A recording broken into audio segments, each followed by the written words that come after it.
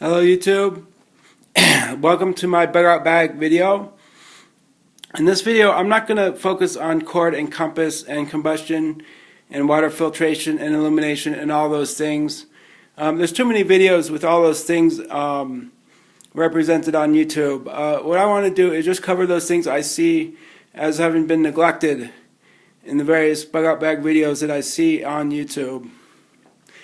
So this is my pack right here. Fully loaded, it weighs about 44 pounds, which is between 20 and 25% my body weight. You don't want it to be much heavier than that. It's a bit on the heavy side, but I have a lot of gear I want to bring with me into the apocalypse. This bag only has 5 compartments, which I know is not much. So what I've done is to separate things out into pillowcases. This pillowcase here is my first aid. It's just got your standard things. Band-aids, infection protection, athletic tape, things like that. I won't go through it. It's just a standard first aid kit. But I just use that as an example of a pillowcase I've used to separate things out into different categories of item. Now this is my sleeping bag here. Very rarely see sleeping bags represented in Doomsday Prepper videos on YouTube. In my state of Colorado, it's very much crucial to keep your core temperature stable. And if you're going to be out all night, you really need something more substantial than a emergency blanket or tube tent or something like that. You really need something substantial and significant, like a sleeping bag. You can't tolerate the night all night long in the cold with just an emergency blanket.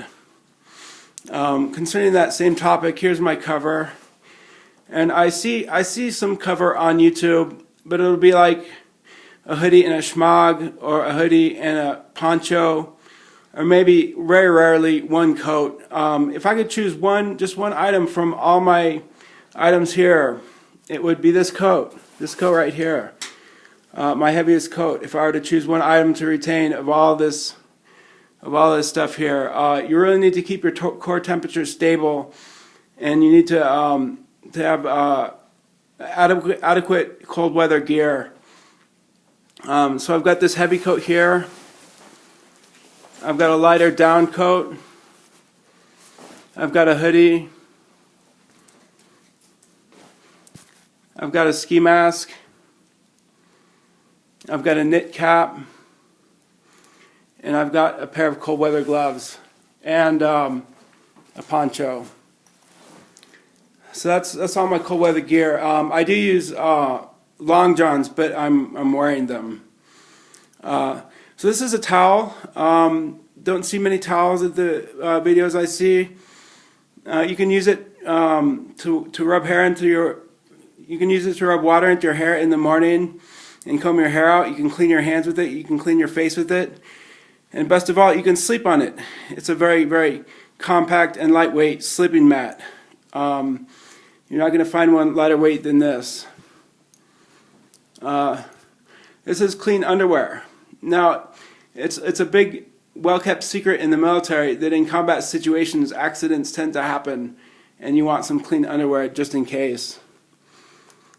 This is 2 pair of spare glasses. I've seen people pack spare contacts. It's not a wise idea. You can get an eye infection if your hands are dirty and you put in contacts. You can get an eye infection. You can get an eye infection if you don't change out your contacts often enough. If you wear contacts, I recommend you pack glasses just to pack. And if you wear glasses, pack extra glasses, as they do break. And in one of these containers, I've got a flash drive with all my important documents. Now this is some foot powder here. If you're not washing your feet on a daily basis, your feet will stink to high heaven. If you're not changing your socks on a daily basis, your feet will stink to high heaven.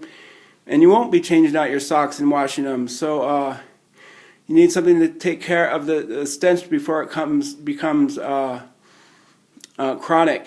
And also, even worse than that, trench foot can be fatal if it goes untreated. And the only treatment I know outside of a prescription would be foot powder. Foot powder can prevent trench foot as well. I recommend you get foot powder to maintain your the health of your feet. It's very, very important. Trench foot can be fatal, like I said. And this is a bottle of spray-on sunblock. You need protection from the sun in the summertime. That's what this is for mainly. But also, if you want to start a fire, say your twigs and branches and things are wet or damp and you need to start a fire, you just put a lighter in front of this and spray it, and it will shoot a jet of flame out over your kindling to light your kindling. This is the food. And just like with the coats and things, the cover, yeah, people do pack food, but they don't pack nearly enough, in my opinion. This is 4 Mountain House meals for protein. This is 2 pounds of licorice, and this is about 10 small granola bars, 100 calories apiece. Now it's a lot to carry, but it's only a lot to carry in the beginning. You'll consume this food very, very rapidly as you go, and your pack will just lighten and lighten up the more of this food you eat. It's good to get a head start on your calorie intake once you're out into the field. Like I said, it's not going to be heavy for long. It will be consumed very, very quickly. Now, I've never seen anyone pack shoelaces. This is 2 pair of shoelaces. If your shoelaces break in the field, you won't have any shoes, and you really need shoes. You cannot use paracord for shoelace. I've tried it. The paracord is too thick to use for shoelace. It's a simple thing, and it weighs just about nothing, but it can save your shoes so that you won't have to walk around barefoot. These are some carabiners. I prefer carabiners to zip ties. I see a lot of zip ties represented on YouTube. I don't see many carabiners. And this is my Bible. I got this Bible in 1992, and it's an item of sentimental value that I want to keep. Now, everybody's going to have his or her own items of sentimental value. Mine is this Bible. It probably weighs 2 pounds, but it's worth it to me to retain this Bible. Again, I've had it since 1992. It's my favorite Bible in the world, and it's something I want to retain. This is a sewing kit. Basically, it can repair your clothes, and it weighs just about nothing. It can really rescue a pair of pants or what have you from being useless to being good again. And this is an AM/FM radio. You need to be informed. You need to be informed. You need to be informed of the emergency broadcast messages, as well as other news and things like that. You want to understand your situation and the situation of the disaster, whatever it may be. And these are just some spare earbuds if these ones should break. Also, I've got hygiene items. Now, the apocalypse is no excuse for poor hygiene. I see very, very, very, very few hygiene items on YouTube. It's very, very important for morale purposes to keep your teeth clean, keep your body clean, keep from stinking, keep from being filthy.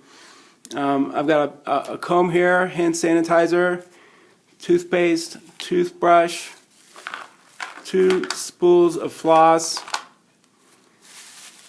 a bar of soap in a plastic bag, and some razors in a plastic bag, and a stick of deodorant here. Like I said, you don't want to stink, you don't want to be dirty, you don't want to be filthy, you want to be clean. You want to keep your dental hygiene up, keep your dental hygiene healthy and everything like that. So yeah, I see very, very few hygiene items in the videos on YouTube. That about wraps it up. Hope my video was enlightening. Peace out.